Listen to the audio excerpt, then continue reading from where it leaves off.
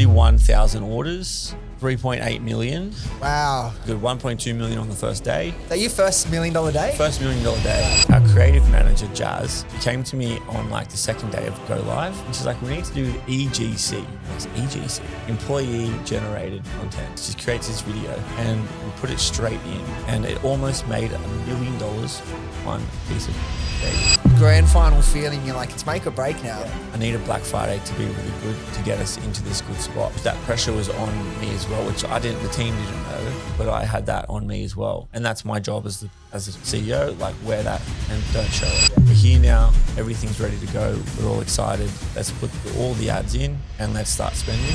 There's no sales. On the day of the sale, I think we spent 27,000 and like 1.2. So you only spent 27 grand on the first day. And this is the power of hype, and this is the power of building it, and this is how you should do it.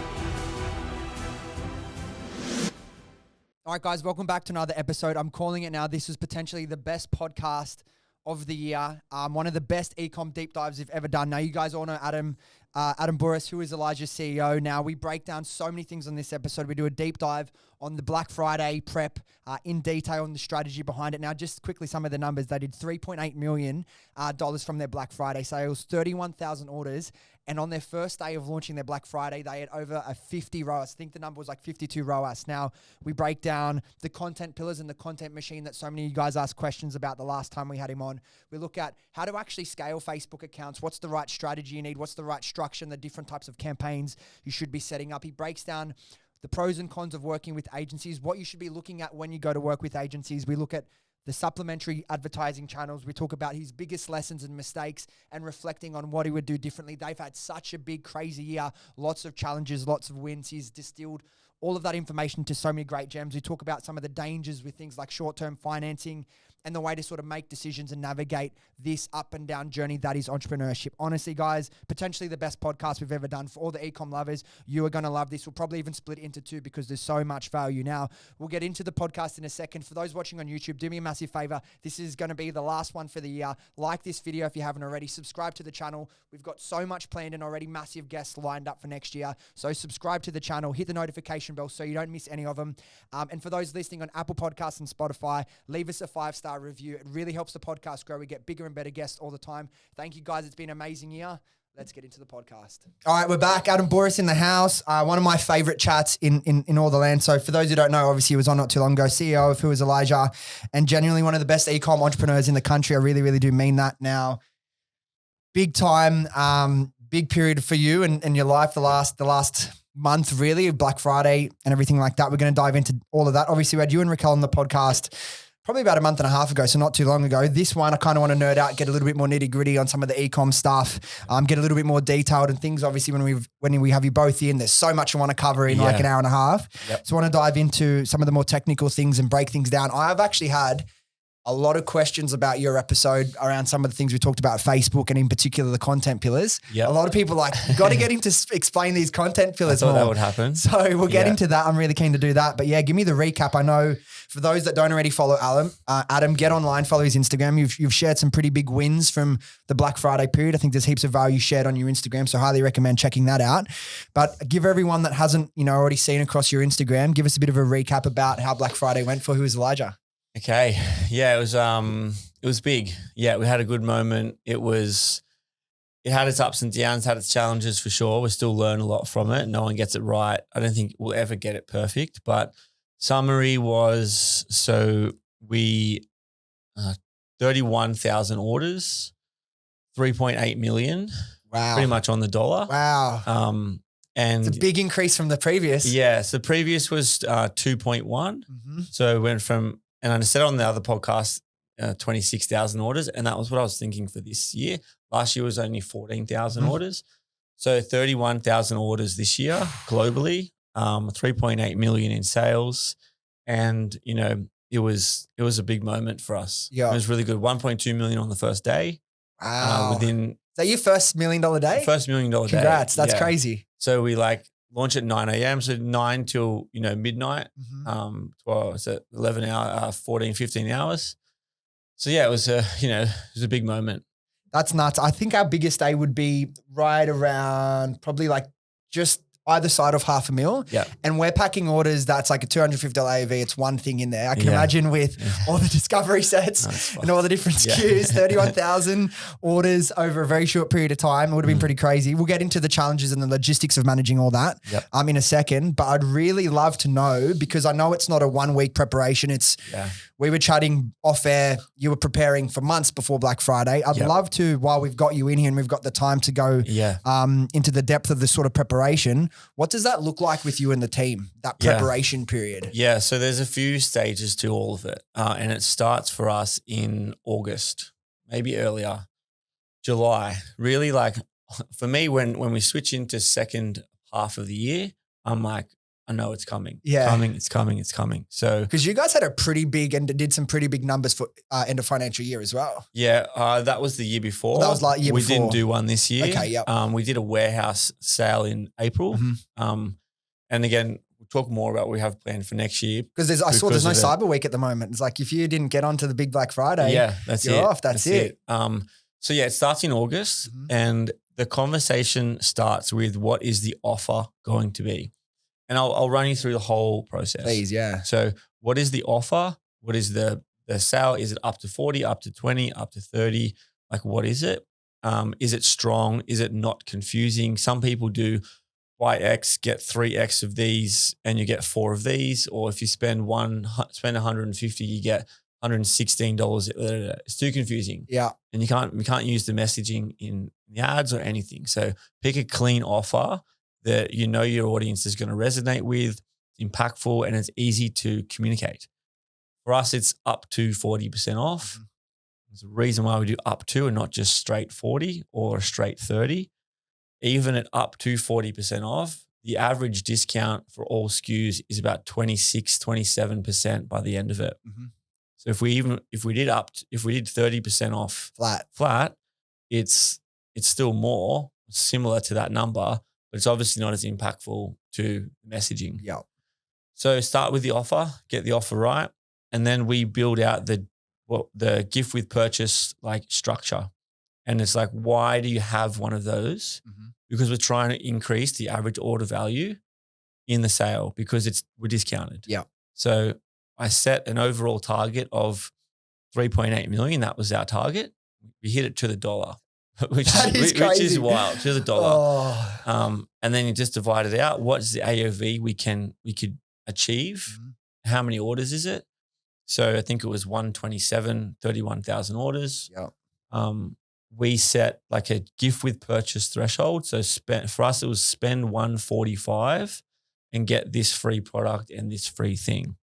So it encourages people to spend more. You get that higher increased AOV, but you're also providing a huge amount of extra value to the customer to spend at that level. While balancing out the offset of the discount at the same time. That's right. Yeah. So work out the offer and then do your numbers like rigorously. Like what does that discount do to the gross profit of that individual product, not as a whole? You have to be keeping that gross profit really like where it is normally. When you do the simple math on it, people think, and this is going to be a bit of confusing for people, but if you like your normal gross profit is say 80%, even if you reduce it 20%, the gross profit doesn't drop 20%. Yeah. Right. It drops maybe 5 or 6%. If you just do the calculations on it, it doesn't drop the whole value that much. So for us, our like gross profit's really important. Gross profit's made up of the raw landed materials, cost of goods into the country. It's then made up of warehouse wages for us because we manufacture the product, and then fulfillment, how much to send the product out, and then shipping, air freight to get stuff in and out if required. So all of that together equals your gross profit. Do you have to air freight things in much, or is it only in emergencies? Sometimes. Yeah. We used to do it all the time and we don't anymore. So it's really good. So we have like really key drivers, percentages, for what those spends are allowed to be. So we just set them really clean. And then you sort of work out, you do these scenarios of like, if we hit 3.8, what is the gross profit? if we hit 2.7, if we fuck it up and the website breaks and we get $10, what's going to happen? Yeah. Right. And we run all these scenarios on spreadsheets. And who's having these conversations? Is it you and your finance manager, you and Raquel, you and Paul? Because I know you do some stuff with him. Who's in the war room? Because this is like some of the hardest stuff, particularly when you're working off millions. You get something slightly wrong. There's a big difference at the end of the day. Yeah. Raquel's nowhere near these conversations. Didn't think she'd want to be. Nowhere near these conversations. It's myself. It's my finance manager, my demand planner. Yeah. And Paul is there when he, if I need on a need be basis. Basis. Yeah. So we work out what is the target, what is the AOV, what is the gross profit, and then obviously you come down to how much marketing do we think we need to spend to hit the target. So for us, our normal marketing spend on business as usual is about 25 to 30% of our revenue, which is very high. Like it's too high and it's going to come down, but that's what it is for now. But there's still enough margin to run a very healthy business off like a, blended 3 to 4 sort of ROAS total. Yeah, you know what I mean? Definitely. And it's good for us. I know it can be improved, so that's good. Yep. So we work out, okay, if the target's 3.8, we want to spend, normally we spend 25 to 30. We only want to spend 15 to 20 this time. So that's $700,000 that we're going to spend on marketing to try and hit that number. Yeah. You paying this with an Amex or you're doing invoicing? Invoicing. Yeah. Invoicing. So you can fly all over Europe for free. I know if we did it with the Amex, that's a whole another challenge to get to that. Yeah. But what is your spend going to be? How are you going to spend it? Obviously, there's different channels, advertising, Facebook, Meta, Google, TikTok, all of that.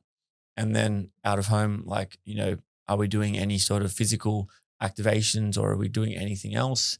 How much we're going to allocate influencers, and you really got to map it all out. So once you land on that, the next thing you do is you figure out what is your returning customer rate split going to be. This is very important because you could pick this number, this huge growth number, and you say you're going for 60% new customers, hypothetically. So that means you need 40% existing customers to make up 40% of the revenue. Yeah. Do you have the 40% existing customers? It's 40% of 3.2. It's still it's 3.2 or 3.6? 3.8. Big number. It's a big number. So, 30,000 orders, 40%, it's 12,000 orders. Do you have 12,000 customers? I'm sure you do. Yeah. But we've got 170, 180,000 people on our EDM list subscribed. Doesn't mean they're all going to come and purchase. So do you have that list? And then that's why you start in August. Yeah. Because you then start to build based on this. What are some of the things, I don't want to sidetrack too much because I'm loving where this is going. What are some of the things you started to do in August to increase your list by November? Yeah. So we didn't do a very good job of it, to be fair. You'll see all the big brands, they go extra heavy on giveaways and sign-ups from the 1st of August. And it's all to build your list for Black Friday. If you're a big Black Friday brand, White Fox giving away cars, Stacks giving away cars. It's all to build up this database so that you can talk to them and offer them, you can build up these numbers so that you can prep them for Black Friday. That's what it's for. For us, we did like a win a fragrance for a year thing. We did something else. We did get about 5,000 new signups from it, not 5,000 new customers. Do you know how much money you would have spent to acquire 5,000 new leads? I'm putting you on the spot here. I think it was still like $3, $4 per lead. Yeah. Like it wasn't cheap. So it's not still cheap. Spend 20 grand to do it. It is and then are those people going to convert or they just want a free car? Yeah. You never know. So building those lists is like really key. And I don't think we did a very good job of it this year. Realistically, you've had so much on and like, there's just only so much time in the day, right? Yeah. It's like to focus on everything that you can and should be doing. Yeah. Realistically, is one thing to know. It's another thing to have the capacity to execute on every little thing, right? Yeah. Yeah. It's so, again, choosing if you're new to doing Black Friday, this is my plan. our second year of it. Yeah. And we've got a decent sized team. So if you're a 1 out person, you can still do this strategy, but you just can't do all of it. Yeah, exactly. You know? So you get to that point, you figure out your customer split, and then you ask yourself, is it achievable? What I did at that point, I had 5 million as the target initially. And I'm like, it's not achievable. I'm just going to be flat out honest about it. Yeah. So went to 3.8, which was 65% growth on last year. So how do you get to that number? Obviously what I just spoke about before, but the other way to do it is, what is your current growth rate this year? And if you're growing a year on year, so if you grew 60% this year, it would be fair to say you're probably going to grow 60% year on year from last year's Black Friday. We were growing 160% this year on year on last year. So if I had gone in at 160 and picked a target of 6 million, we would have got burnt to a crisp. This is important, right? So I knew that wasn't going to work. So I'm like, let's do 100% growth, which was about 4.6, close to 5. And it was lucky I didn't stick to that number because I considered these things. Do we have the customers? Yeah. Do we have the people? Can we advertise enough? Can we spend enough to get to enough people? Reduced it to 3.8 and reduce it to the right number. Exactly. Yeah. You know, so there's a lot that goes into it. Yeah. There's heaps. What happens next is you then figure out how you're going to spend the money in the advertising through Meta, through all these places. And it's at that spend, it's very detailed. And it's, you know, how long are you going to run for hype? So this is probably another consideration. It's what type of sale will you run? And for us, we do the hype model first. Some people just go live. The boys from Nike, they just go live on the day with their advertising. That's it. There's no hype. There's no build up. It's today's live. Yeah. And that's probably a much more relaxing way to do it because you just sort of start and that's it. Yeah. Whereas us, the way that our sale pattern works, you just go into, if you've ever done one before, you just go into Shopify and you look at the pattern in the sales. You can see that we need to do hype because we need a big first day. Where some people, their sale grows, we need a big first day. So we had to spend a lot of money in hype with no sales to get that first day to be 1.2 million. Just a quick one from me. If you've been listening to the podcast for a while, you'd know that after scaling Happy Skin Co. to over $10 million per year, I spent close to 18 months creating the Viral Brand Builder program, which teaches someone with zero experience how to launch and scale their very own e-commerce brand. With over 100 training videos and direct access to me, including one-on-one calls, you'll be guided throughout the entire process. Now, we already have a bunch of incredible results from students that are making multiple 5 and 6 figures per month. So if you want to learn how to build a business that has the potential to completely change your life, then click the link in the description and book in an application call today. Spots are limited as you'll be speaking directly to me. So hopefully I'll chat to some of you soon. But until then, let's get back to the podcast. And what are you doing to build hype? And are you one of the brands that lock out your website for a couple of days early, or you just? For us, it's like we're spending heavy on Meta and all the channels are all fully open. We're spending 30 grand a day, maybe more, 40 grand a day, which is wild. And it's stressful. Like I'm just not sitting here saying, yeah, it's 40 grand a day. It's like, fuck, it's stressful. And is that creative just like all of the normal content, evergreen content, building awareness, or are you actually teasing the Black Friday going live on this date? So from the creative aspect, we look at it in what are the stages of the sale. So there's hype, there's go live, there's mid-sale, sale ending soon, last chance, game over, right? So there's 4 different stages that we build out assets for. Hype is the first one, obviously. And it's about like telling them that something's happening, telling them it's on this day. And we be very detailed. Like I don't say it starts on this day. I say it's on this day. Yeah. Because starting implies it's going to continue. Not saying it's not going to start means that it might just end on that one day. Yeah. So sort of building that hype and that scarcity that it might end. So all of the creative is about that. And it's like on this day, don't miss out, run, don't walk. It's our biggest moment, you know, all of that stuff. And there's lots of assets that get produced for it. We don't use them all, but we just sort of like look at it all as a whole. We can probably talk more about how we get to the creatives as well. At what point does that creative process start? Planning's like July, August. When do you feel like you've locked in all of the strategy? Because like you said, you can't go start creating assets till you've worked out, reverse engineered the goals, set the strategy, set the split between platforms. And then it's like, okay, how much time do I give the team to create hundreds and hundreds of assets? Yeah. So for us, it's in that first August meeting. I normally sit with the creative guys and I excite them. Guys, what is this sale? What is our identity going to be for the sale this year? And it's like a full rebrand. Yeah. Almost, because you do go away from your normal stuff and you have to catch people's eyes and you have to do something that's different. So last year, 2023, we were like pink bubbles and, a lot of people did that this year. So I think they copied us from last year, but a lot of people did that this year. But for us, we went this year, we wanted to be really elevated. We picked a word, how do we want to show up in this sale? How do we want people to see us in the sale? And elevated was where we landed. And I told the team to go and give me like, what do the individual assets look like for this up to 40% off sale that's elevated? The team came back with like a brief for like a concept that was up to 40% off, and we're going to give away this holiday. So we want all the content to be about this holiday. And I was like, it's not going to work.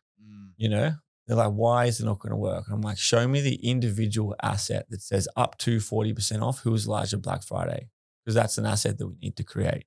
You can't make that about a holiday. You need to make that about what it is. So I said, are you speaking to the right sort of customer if that's what you're leading with? Exactly. Is it impactful? Is it going to get cut through? So I said to the team, I like the idea of it, but it's a secondary message for us. And yes, we're giving away $10,000 holiday. Yes, we're going to make some content about it, but it's not going to be the identity of us throughout the sale. This is how we're going to do that. They then came back to me, and what we do, we choose different really powerful colors throughout the sale.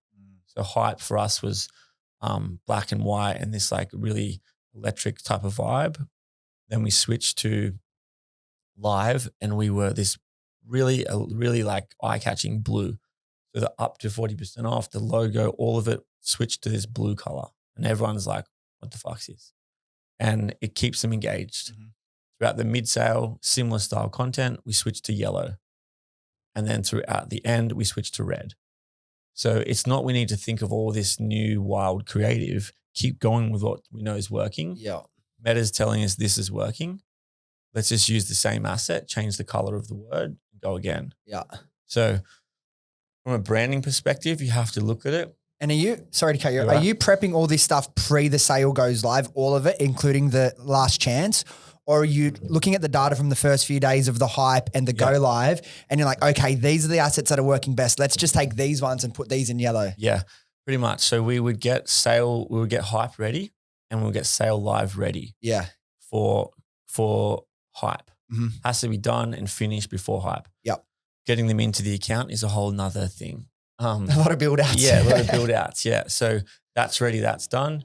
And then the mid sale, we have an idea, but we don't overcommit to it. We wait for the feedback from hype and from live, and then we quickly adjust. Were any of the assumptions you made around what you thought would work and what wouldn't work flipped?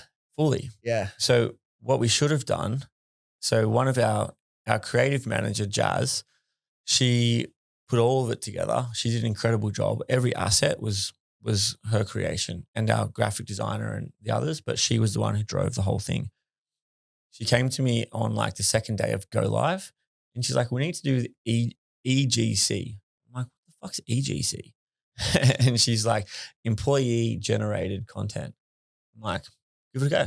Yeah. Let's go, whatever, do whatever you want now. We're going good. Just keep the momentum going.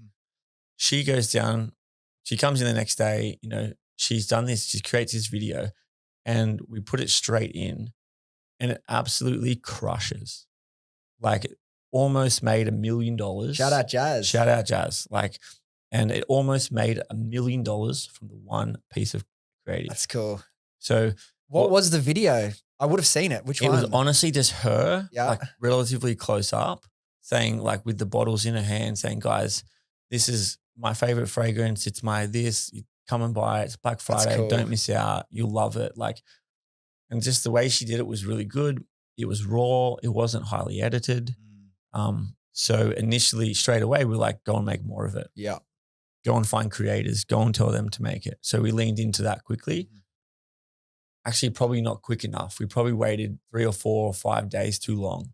We could have just really loaded it in there. But we think it all contributes together. The branding, the styles, and then a one-off video like this that just cuts through everything. You just never see coming. But a video like that won't get anywhere near $1 million if you don't have the foundation built all around it. That's the thing, right? People think, okay, I just need that one piece of creative and I'm going to be able to scale it to $1 million.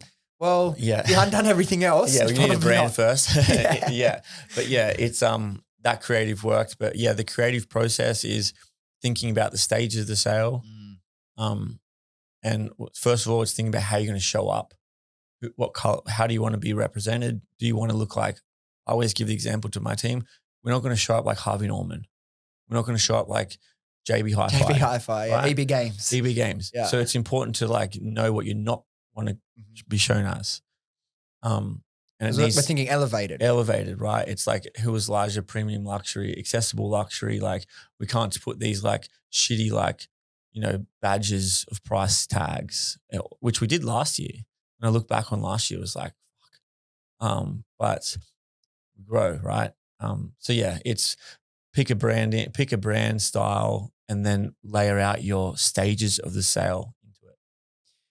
Apart from, so you mentioned it's obviously in that hype phase, you're spending $20,000, $30,000, $40,000. You're saying it's stressful. Obviously, you're like, damn, this better come off. Are you still seeing sales in that hype period at full price? Are you willing to spend that much money in just the belief that they'll come back when it drops? What are you experiencing at that time? Because it can be really easy to lose your nerve. Yeah. This year was, we'd sort of, as we said on the other episode, that we had some big financial challenges this year. So I needed Black Friday to be really good to get us into this good spot. Yeah. There was other ways we could go through it, but this would have shortcut our road to success. And you do it all off your own back. The cash is in your bank within a week, really. Yeah. So that pressure was on me as well, which the team didn't know, but I had that on me as well. And that's my job as a CEO, wear that and don't show it. Yeah. Do you think you got better at that the longer you've been in the role? For sure. Yeah, for sure. And sometimes I am vulnerable to the guys, and they can see it. Yep. And they're cool with it. But most of the time, I don't tell them everything. You think you need to pick your moments when to sure. Yeah. For sure. And the same when I pick my moments to talk with them, it's the same. But they're probably very attuned to me now after this year, and the ups and downs we had. But it ended really well. But those 7 days it was of, okay, we're here now. Everything's ready to go. We're all excited. Let's put all the ads in and let's start spending. There's no sales. It's normally 12, 15 grand a day, 20 grand a day. It's $2 grand a day, So you're spending $40,000, 30,000 leading up to $40,000 to do that. And it's important. People probably ask, well, why you spend so much? Why don't you just start on the first day? So we had a target of the first day of 1.6 million on the first day. So if the marketing ratio that you want to spend is hypothetically 10%, you would need to spend $160,000 on one day, which you can't. You physically can't do it. Not in a 24-hour period. Not from spending $1,000 a day to 160 grand a day. You can't do it. So you need to smooth the spend over the hype phase. That's why we do it. So 7 days of we needed to spend $190,000 over 7 days, and that's how we did it. So divided by 7 and get it all in, and get it going. How do you feel go live day? What time do you go live with sale? Go live is always exciting and nerve-wracking. I played a lot of rugby league when I was younger. I played a lot of high pressure games in footy, in sport, and it's equal to that to me. It feels like a grand Game final. day, right? It feels Grand like final. game day. It feels like a Super Bowl, feels like, everything you've worked towards is coming down to A little this. bit anxious going to bed the night before. For sure. Yeah. Proud of the team, proud of what we've done, excited to show people what we've done, excited to see what will happen, proud of the team for all the effort. And then obviously I know that the result will come because the sale's going for 2 or 3 weeks. Yeah. But knowing what we needed on the first day was like much bigger for me. In the morning, I wake up, I go to the gym. I'm like up early because I can't sleep. Gym, run, ice bath, like all of it. And, I just sort of get into the office and I just pace. I pace for an hour, 2 hours at least. The guys are like, just sit down. I'm like, I can't sit down. So we go live 9 a.m. on the Thursday and the website. You've already been up for 5 hours. We've been up at for this point. hours and hours. And our e-com coordinator who turns the site on and off and builds all the structure for it. The night before, we're both walking out together, lights go out. I'm like, how are you feeling? She's like, I'm not going to sleep tonight. I'm like, what time are you coming in tomorrow? She's like, I'll be here at 5:30. So she's very stressed and I feel her stress as well. Yeah. So It's good to have employees that care that much though. yeah. And she's very good.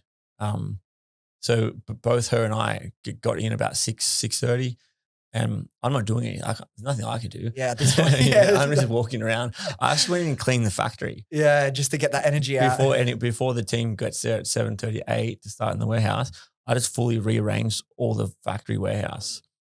I should have time-lapsed it. So yeah, just waiting for that. 8:30, Briley switches the site over just to check a few things. There's already hundreds and hundreds of people waiting at 8:30. So you sort of we did like 10% of the first day before the sale had gone live. There's thousands of orders happen between 8:30 and 9. And if anything breaks, then it breaks in that moment. And it's like, guys, well, we told you 9, don't be on at 8:30. Yeah, but you can't do anything about it. So it's a bit stressful. Yeah. Yeah. Dude, that's incredible. I just would love to be a fly on the wall that morning, in there experiencing it. I feel like the energy would be palpable, and it is. It's like the grand final feeling. You're like, it's make or break now. Yeah. What's the spend? Because I know you're trying to smooth that spend so Facebook can handle the increases. Yep. Last day of hype versus first day of go live. Yep. What's the difference in spend? Pretty much the same spend. Wow. So that's how effective it is building up in the lead up to have that sort of impact and sell through on the first day, on go live day. So the best, and I probably posted it and everyone does because they've done the hype. I've done the hype. Yeah. I haven't told everyone I've spent 200 grand to do the hype. But on the day of the sale, I think we spent 27,000 and 1.2 million.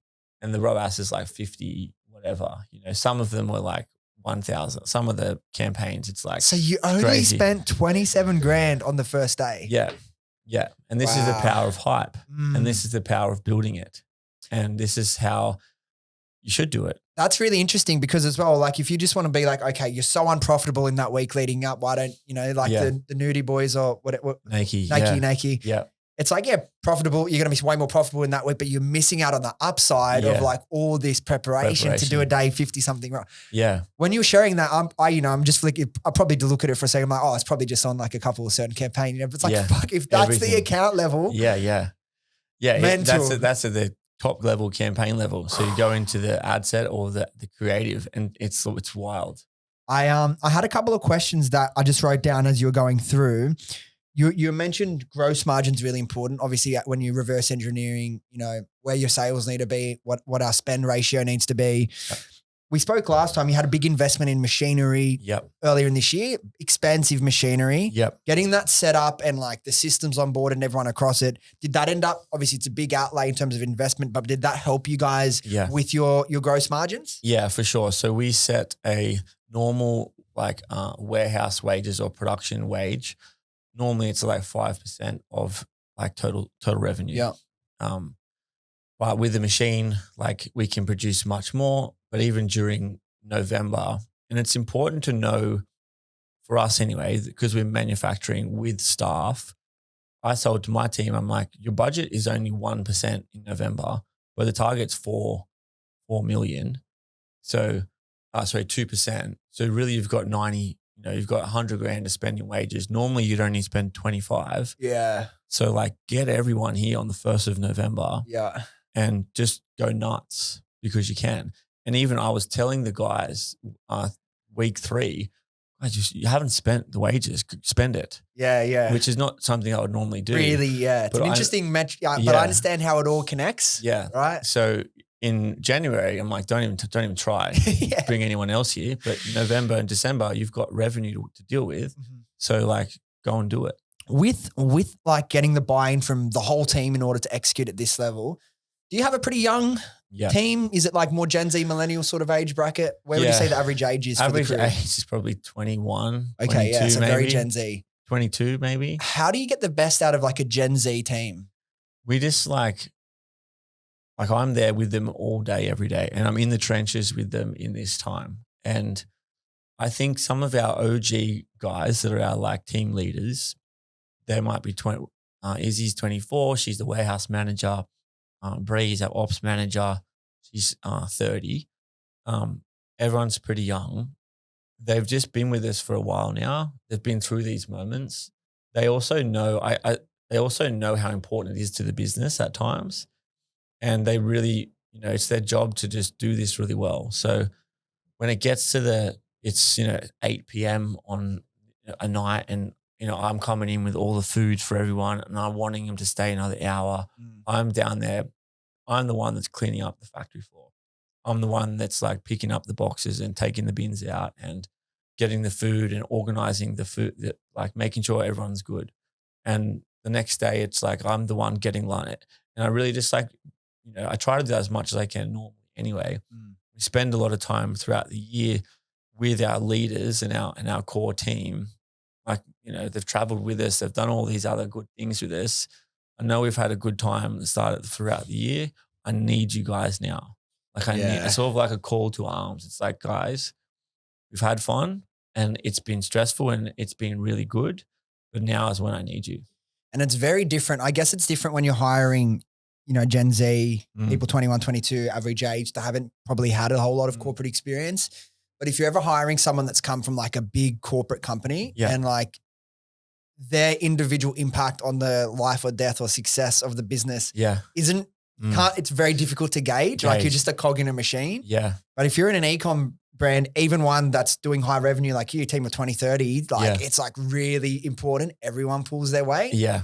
Do you think, because how long have you been in business for now? Because you were in business before this. 11 years, 12 years. 10 years. Has the amount of emphasis that you have to put on culture and getting the employees to feel, valued and feel appreciated, do you feel like you have to put more emphasis on that now than say 10 years ago? Yeah, I think I've always naturally really been interested in the way people feel. From like an emotional, are you happy? Are you sad? Can I help you? Yeah. And that's just me. Even as a kid, I was like that. Even more so now that I have all these people around me, I still feel like I work for them and that I'm turning up for you guys. And it's my responsibility to build this business so that you guys can progress in your life. And I still believe that every day. Yeah. But, 10 years ago when I was a tradesman working with men, they need probably more love than the girls do, to be fair. They just hide it more. Yeah, that's a very good point, actually. And I feel like because I'm in the office and I'm, as I was saying before, I'm always just like walking around and trying to get a sense for how everyone is. Most of the time, if I have one-on-ones with people, they sort of instinctively think I'm going to ask them about their work. And it throws them off when I'm like, how are you? How are you feeling? I don't care about what you're going to tell me. Yeah. I have this meeting because I want to know how you're going. Yeah. And it usually throws them, and they're like, what? And I'm like, God, you've known me long enough now. Like I want to know how you feel. And it takes a while to build that up so they have the confidence to tell me the truth. And obviously they're not always going to tell me the whole picture, but that's when I lean on the other guys and I trust them. I'm like, guys, I know that she's holding something back from me that's important to her and she won't tell it to me. So go and find it out for me and tell me so I can help. You're aware of the Maslow's hierarchy of needs? No. Yeah. It's really cool. You should do, it's like a psychological principles where it's like, there's all these stages of like human needs, and like the fundamental ones is like air, food, safety. And then it goes into like a sense of belonging, and then each one stacks. And the theory is, I'm not explaining it in perfect detail, but go look into it.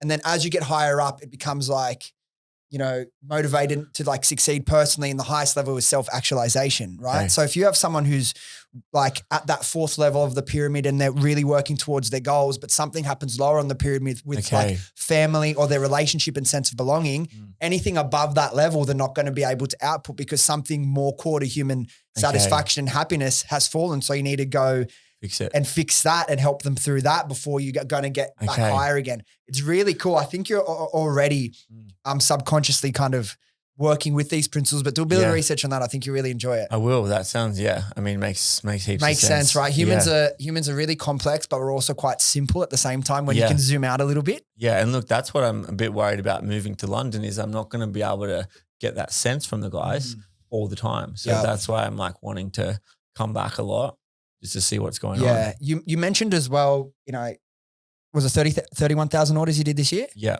At that sort of scale, things break. There's challenges all the time. You kind of alluded to, it's been really exciting and we've done really well, but there's also a lot of challenges with that. Yeah. What are some of the challenges that maybe people don't see when they're just, people don't see from the outside looking in? Yeah. That is the reality for businesses scaling and growing at this sort of rate. What are you dealing with in that sort of sense? Yeah. The biggest one is overselling inventory potentially, and can you ship the goods out fast enough? So this year for us, we've been with Scootopia, who are awesome. And they're just around the corner, around the corner. Yeah. And I would, again, highly recommend them. Robotics, they're pretty much 24 hours a day at the moment. But even them, they're like, they're producing maybe 20,000, 30,000 orders a day, just robotically out of their warehouse. I just thought they would be, even last year we were 12,000 orders. To go to 31,000, I was like, well, they should get them out straight away. Yeah. It should be done like tomorrow, same day. And then I'm forgetting that Talia and the team there are like weapons, and they've like onboarded lots of people. So 2 or 3 days is normal. So that was something that I wasn't totally ready for. And even if we got to 100,000 orders, it's still going to be the same thing. So managing the fulfillment piece from the customer's perspective, for me, is always the biggest challenge because you just don't know how big it's going to go. And even when I look at other 3PLs that don't do it robotically, I'm like, how the fuck do you guys do it? That's why I'm like, how could you be anywhere else but Scootopia in this scenario for us? So there's a lot of other 3PLs and they're running 24 hours a day, but they're manually walking to go and get stuff. I'm like, I don't know how people would do that. And then I look at people that fulfill in-house and they hire 100 people for a 4-week period. I'm like, where do you even find 100 people? So the fulfillment piece is a challenge. And if you're bringing that many people in for such a short amount of period of time, there's going to be so many things go wrong. So many things human go error, wrong. people learning, they forget, they pack the wrong thing. Yeah. So just so I can understand your process of how it works, you guys still fill all the bottles at Who Was Elijah HQ? Yeah. How are you sending them to Scootopia, and how often are you doing deliveries there? We send to them like every day. Every day. And we actually use Yellow Express as like same day delivery. We probably could have bought like 4 trucks by now. Same amount of money we've spent. We send to them every day in normal business, and obviously now with Black Friday as well. Yeah. But they're good. They offload quickly. They get things out. But that's the big challenge, and something we made a mistake. This is like behind the curtains, the last minute before things go live. I knew that one of the fragrances, Wall Street, we were waiting on the delivery of the fragrance for the next day after the go live day. And I knew that go live was going to be the biggest day. So I'm like, let's just split the orders. You can use these split order apps so that anyone that orders Wall Street will get 2 separate orders. Okay. That's fine, right? Yeah. You're going to take on increased shipping pricing there? Yeah, but I'm happy to not, I'm happy to do that because I want the customers to get the order first, and Wall Street could be 10 days, 12 days by the time it gets to them. So the app that we used just broke, right? It didn't work. And it didn't work. It's worked before for us. It didn't work because, and I blame myself for this, because even though I'm not the e-com, person in the business, I told my team 20 minutes before go live, split the orders of everything with Wall Street. And Bri's like, yeah, no worries. No, let's do it. She's our e-com coordinator. And she didn't have enough time to set it up because I told her too late. It's my fault. So a lot of those orders actually never made it through to Scootopia system because the split order was broken. 4,000 orders. How do you rectify that? How do you find out first? Riley went and found it. She went and looked for it and figured it out. Something was she probably got that sense that something wasn't quite right. 3-4 days later, she's like, oh shit. Yeah. So then all of those people that we thought were first day orders that's supposed to get priority, these people have disappeared out of the system altogether. Now we've got to go and manually put them over here. And it was just it was a nightmare. So get your tech stack sorted beforehand. If you need to do any of this stuff, test it somewhere a week, 2 weeks, 3 weeks before, because massive challenge for us. When it comes to planning out your time, by the time you go live and the sales for that, like how long was your whole sale? Or was it over 11 days or? No, it was nearly 3 weeks. 3 weeks? 20 days, 21 days. Are you in, okay, we've done all the work now. I'm in firefighter mode. I'm here to fix all the problems. Or do you also have to do that you've got a stack of other things that you've got to try and work on as well as fighting all the fires and making sure this whole machine works smoothly? Yeah, I'm first of all checking in on the team. How are they going? Are they feeling like they've succeeded at what they wanted to do? Second thing, I'm waiting for the fires to start so that we can just be on them. Yeah. And the third thing I'm looking at, and I didn't look at it last year, but I spend most of my time looking at it, is the P&L, is the live P&L. Yeah. Is the prediction that you said you were going to spend 20% on marketing, 10% on fulfillment, COGS, your cost of goods sold was only going to be a 2% decrease that you said you were going to do, even though it doesn't make sense when you do 40% off. But did you get those numbers correctly?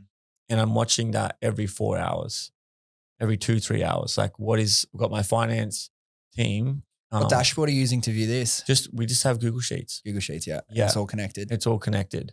And that's it, and I'm just, is it right? Because if we're going to go for these big numbers, we could cut it now if we wanted to. Yeah. We could kill the get sale. the awareness of okay, this is not going where we want it to go. If you underestimated something and you've just, your cost of goods has gone twice as big as you thought, whatever it is, you need to be on it especially at this volume. If you're doing 100 orders, 200 orders, it's okay.